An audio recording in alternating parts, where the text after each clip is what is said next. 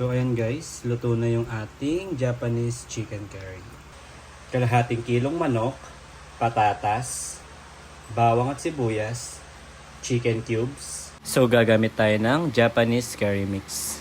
So ang gagawin natin, piprituhin muna natin ang ating mga patatas. So pag mainit na yung pan, maglalagay na tayo ng mantika.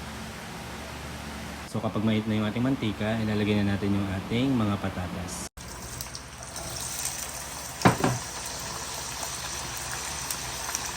So, piprituhin lang natin yan hanggang sa mag-golden brown siya. Ayan, so pag medyo golden brown na ang ating mga patatas, pwede na to. Iahon lang natin sa oil natin. So, ang purpose lang naman nito guys is para hindi matunaw mamaya pag nilagay na natin sa ating Japanese chicken curry. So, sa separate na pan, maglalagay tayo ng konting mantika. So, ang gagawin natin is ipapan-fry muna natin yung ating manok.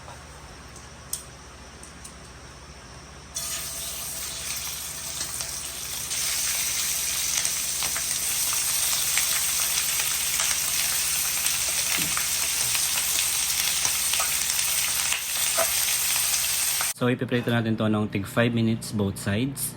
So, after 5 minutes, babaltarin na natin yung ating chicken. So, pag ganyan na, baltarin na natin.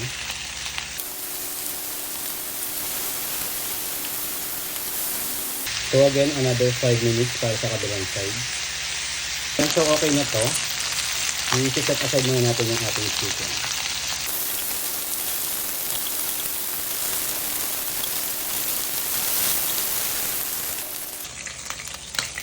So sa same pan, magigisa na tayo.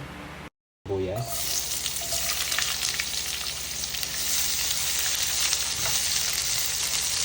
Bawang.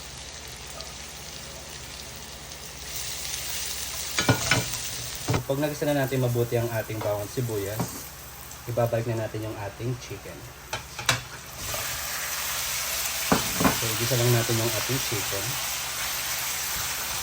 So, after magisa na maayos yung ating manok, maglalagay na tayo ng tubig. So, maglalagay lang tayo ng sandasing tubig.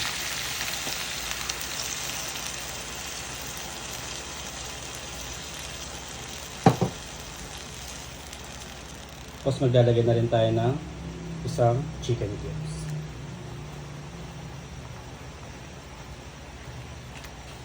So, papakuluan lang natin to guys ng 5 minutes bago natin ilagay yung ating Japanese curry.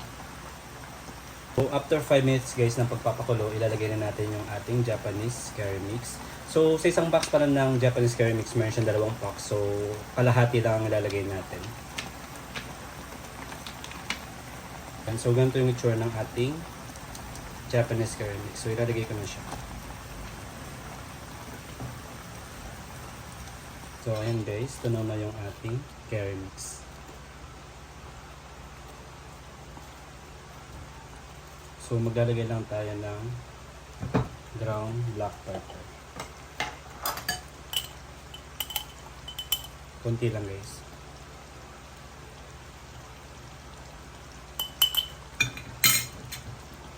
Tapos, i-mix lang natin na.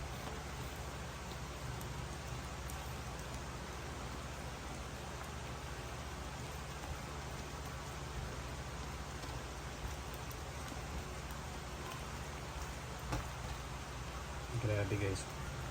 Super lapot ng sabaw niya. So, again, papakuloan lang natin ito ng another 5 minutes bago natin ilagay yung ating patatas. So, after 5 minutes guys, tikman nyo muna kung okay na yung lasa. So, ito okay na to. And, ilalagay na natin guys yung ating pinritong patatas kanina.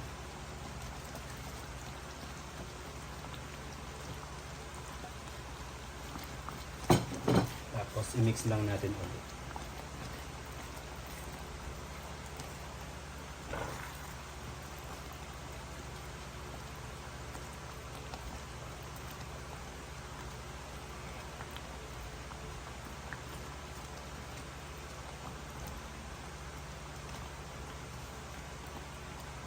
So ayan guys, luto na yung ating Japanese chicken curry.